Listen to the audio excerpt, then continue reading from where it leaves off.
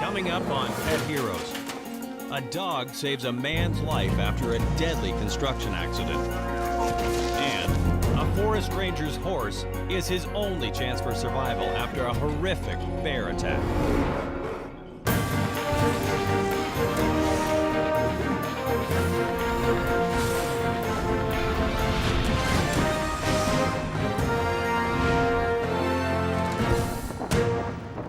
Hi, I'm Jason McCoy, and welcome to Pet Heroes. Can animals sense when their masters are in danger, or are they just acting on instinct? Well, today we examine two stories of people who are isolated in the woods with incredible injuries who are taken to safety by their pet heroes. Our first story takes place in Whistler, BC, where Dennis Breen is fulfilling a lifelong dream of building his own home. Whistler was a lot different 30 years ago. You could almost call it, I guess, a little bit of a hippie culture. Everybody had a dog. You just had a dog. It was 1979 when I got him. Albolt, U-B-I-L-K, means whale in Inuit. When he was mature, he would have gone about 120 pounds. Half Malamute, half Golden Retriever. Like a big, huge Golden Retriever with long hair and a Malamute head. He was very calm around people, but there was a lot of wildness in him. I cannot count the number of times and the number of tomato baths he had, because he loved to kill skunks, and he loved to kill porcupines. He would chase off any animals that came close to the property. A lot of the times you'd see him sit up and become alert and take off into the bush. Malamutes, although they can bark, they choose not to. Sometimes at night he would howl, but barking, no. Beautiful dog, yeah. By the early 80s, Dennis has a wife, Valerie, and is fulfilling an old dream. My grandfather told me repeatedly when I was growing up that you won't be a man until you build your own house. So I thought, I'll take it to the next level, and I won't just build it. I'll cut the trees down, peel them, do it old school. He buys a remote acreage on Brew Mountain, south of Whistler, and while living in the property's existing dwelling, sets to work constructing a log home from scratch. When you get off the highway and come to the end of the gravel road here and walk up, you might as well be a million miles from anywhere.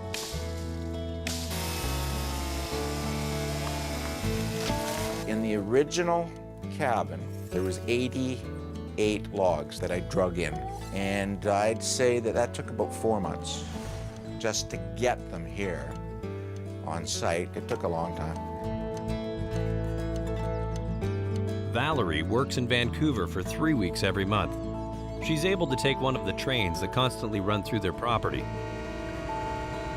Logging was very active in the area, and the mills north of here, there was probably 8 to 10 trains a day that would go by.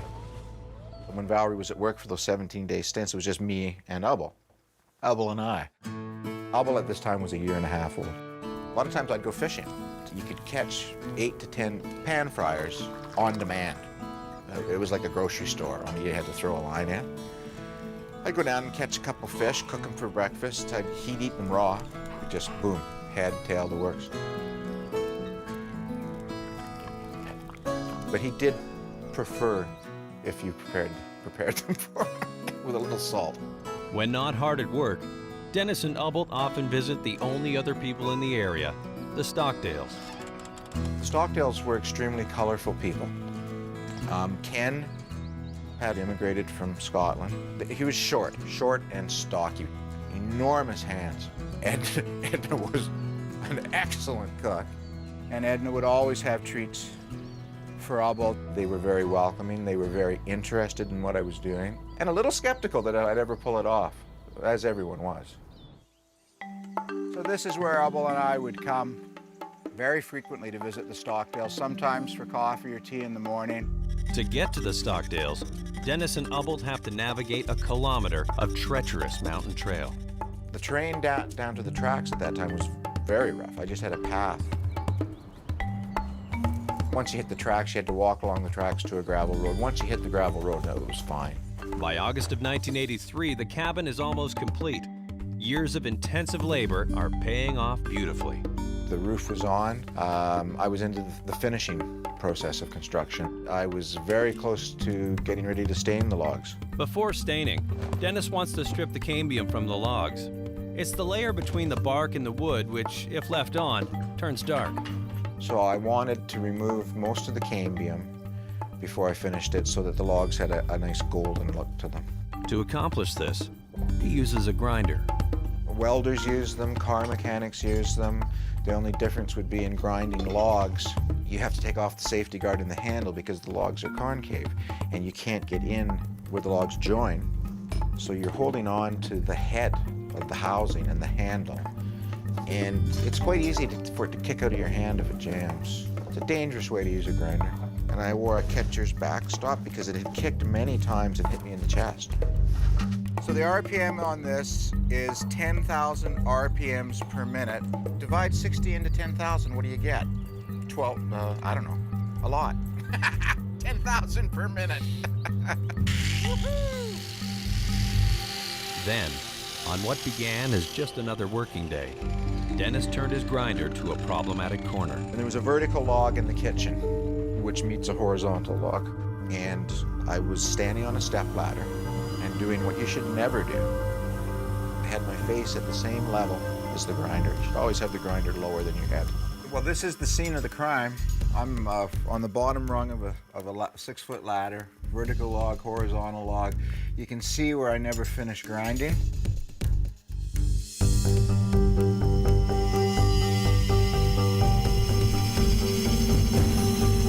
I got a full face shield on and great big glass lens glasses. I stupidly go in too far. Just for a split second, it jams, just faster than the blink of an eye.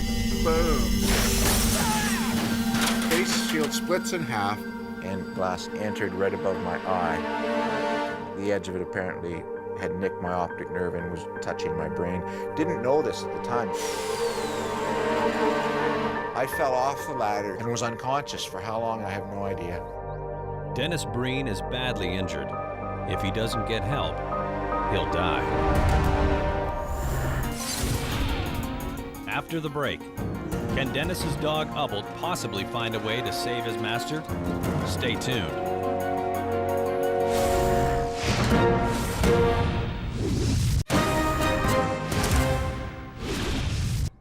Dennis Breen has just suffered a horrible accident as a grinder slams into his face at full force.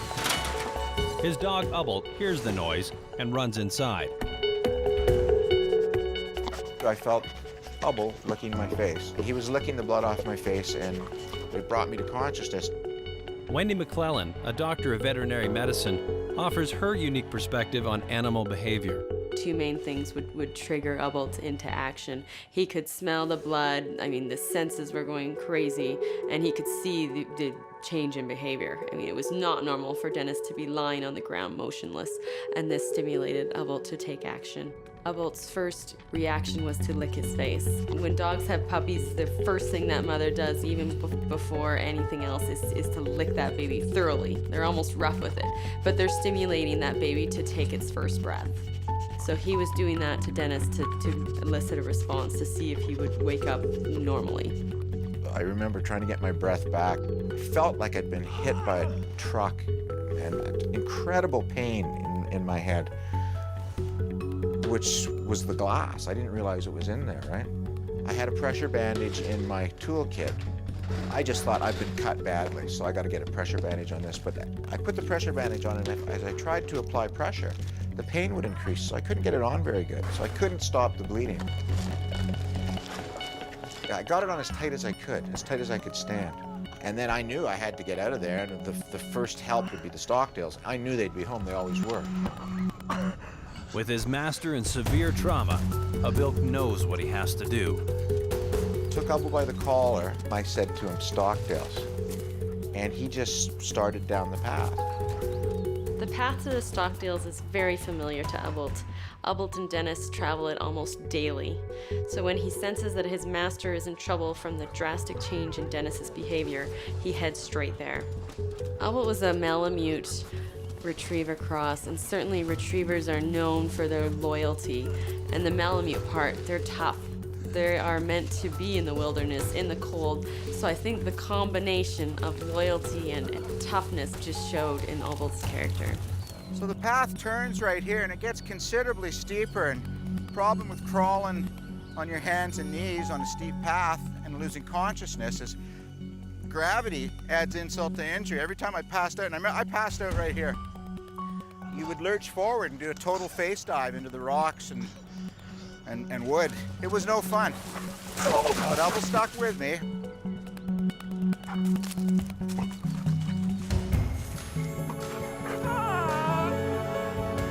But I regained consciousness and proceeded down this hill.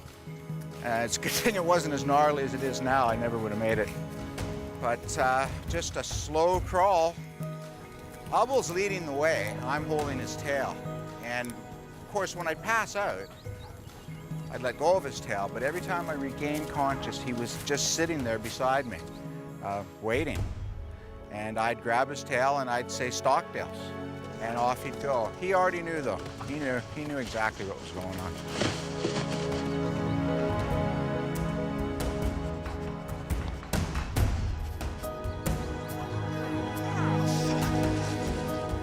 So this is where I exited. This is grown in. There used to actually be a path here 27 years, right? Things change. I wasn't walking, I was crawling, holding on to Albolt's tail. I crawled down the side of the hill, crawled down the path, crawled through the ditch, up onto the tracks. When I got to the tracks, I lost consciousness. As I passed out, I remember thinking, sure, hope a train doesn't come along right now. So at the point where Dennis did not regain consciousness, Albolt's attempts would have been several, and once he realized that he's not getting a response, it was time to go get help, and again elicit that pack mentality of running and finding help. When he went to the Stockdales, they at first thought it was just one of his regular visits. But he did something very unusual for him. Was he went up onto the porch, uninvited, Walks over, puts his paw on Ken's knee, and barks. and Ken immediately thought something's up here. But that still didn't spark him into action. Albolt turned around, sat down, and began to bark nonstop. It started to hurt his throat. He was barking so loud. I think that's why Malamutes choose not to bark, because it hurts them. At that point, Ken realized something's wrong. Albolt's instincts when he ran to the Stockdales to get help, he knew that it was safe. He was eliciting a response of I know that they'll come back. And that behavior, that rally the pack behavior is deeply ingrained. They learn it as puppies. They learn that when that bark, that shrill bark happens, they know to pay attention and quit their little puppy games and to follow. And he looked down about 150 yards and saw me passed out across the tracks.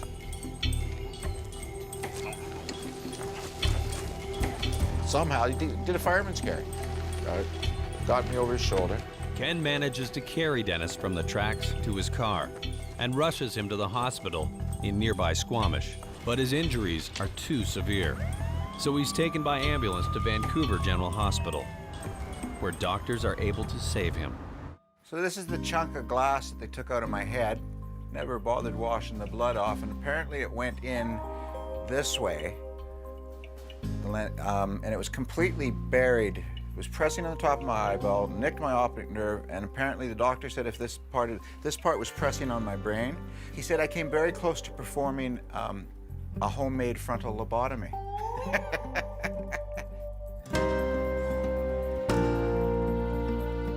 The impact of the grinder had shattered the eyebrow, so they fashioned an eyebrow out of Teflon and somehow secured it to my skull. Felt very lucky and very thankful to that dog, to Albolt, because I definitely would not have gotten out of here without him, no question. Got some extra nice meals for quite a while. The story of Dennis and Albolt really is classic to the human-animal bond. The lengths Albolt went to find help in this difficult, isolated terrain were nothing short of remarkable. He lived to be 12 years old. That's 84 in our years. Just died one night, and there's a pet cemetery about 100 yards from here where he's buried, and a little monument. Albolt earned that monument for sure. I moved a large rock on top of where I buried him and planted a rose bush. He's a big part of my life. Absolutely, a spirit's part of this place. I'm reminded of Albolt every time I look at that log in my kitchen. I'm reminded of him constantly. I think about him a lot.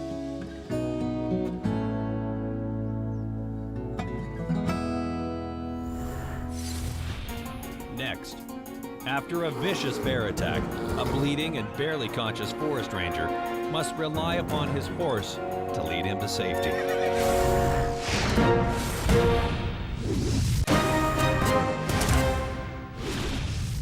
We just saw how dogs see their masters as the alpha and will do whatever is necessary to come to their aid.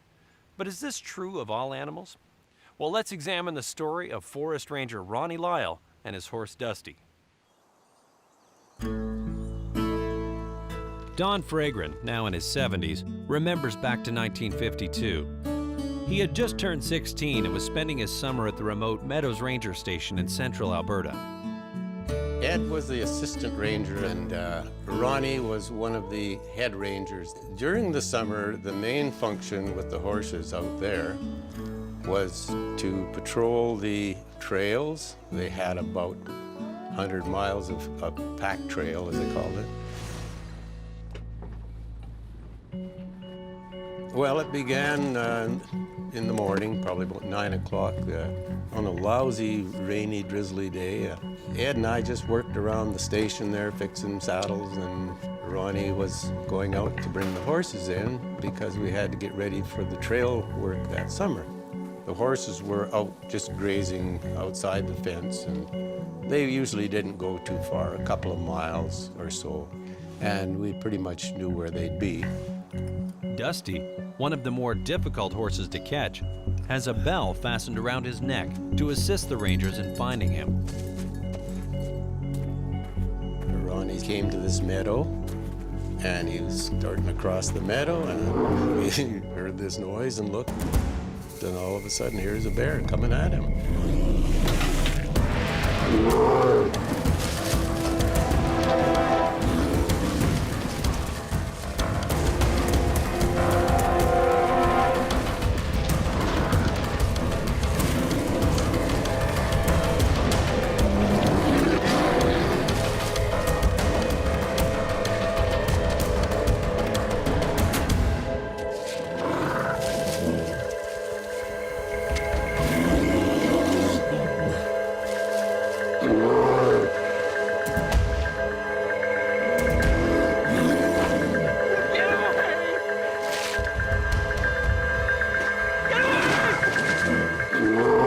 It was clawing at his boots.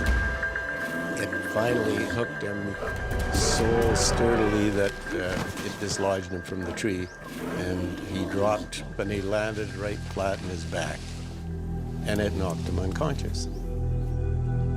The bear had dragged Ronnie away from the tree over to the edge of the clearing.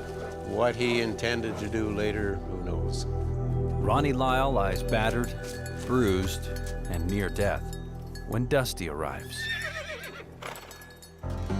Dusty had wandered over near to him, and that was a bit unusual. He was not overly friendly, as I recall. It was a little bit surprising that he's the one to step up and come into action. Horses do not like the smell of bears. If you're riding a horse and it smells a bear, it will halt in its tracks, it will snort, it will try and do everything to turn around. So for Dusty to come and stand there with the smell of bear all around was really unique. He allowed Ronnie to pull on his mane, stand up. In times of stress and when something is out of the ordinary, horses want to go home. They know the way home and they know home is safe. We were getting a little anxious when finally he appeared coming across the meadow. Ronnie needs emergency medical attention. One of the rangers takes a tractor to fetch the nearest doctor, but on the way back, it gets stuck in deep mud. It was, I think, roughly about 1 or 2 in the morning. Suddenly the door opened on the cabin, and And in came Don McDonald. He said, have you got a horse here? I said, yeah, Dusty's here. He's in the barn. Dusty is called into action again as Don Fragran rides him to where the stranded doctor awaits. Only had to go about a mile, and I could hear them, their voices. They were just starting to come up the last hill there. And as soon as we put the doctor up on that horse, he brightened right up. Ronnie did quite well. He recovered probably in the matter of about 2 or 3 months. The Rangers learned that the only reason that the bear didn't take Ronnie's life was that he already had a fresh kill to tend to. But if Dusty hadn't shown up, the bear certainly would have returned to finish him off. I guess it's one of those little miracles to do with animals, that this is the one that you might least expect to do it, but it seemed to sense what was going on, and that Ronnie needed help. I have no other explanation. Dusty, he saved the day, I guess you could say, really. There are differences in the way dogs and horses bond. Both can bond, but horses don't bond in the same way. That intelligence level isn't there, and certainly the devotion that dogs feel to people isn't there. But they still bond. They still will follow you around the field. They still exhibit affection. They still like it when you give them affection. It's just in a different way. Can animals sense when their masters are in trouble, or are they just going on instinct? Dennis Breen and Ronnie Lyle were both saved by the rapport they built with their animals. Albolt operating from the pack mentality of assisting the alpha, and Dusty recognizing the disruption in his usual pattern. Despite the differences, their stories are proof that when catastrophe strikes, the bond between an animal and their human companion can mean the difference between life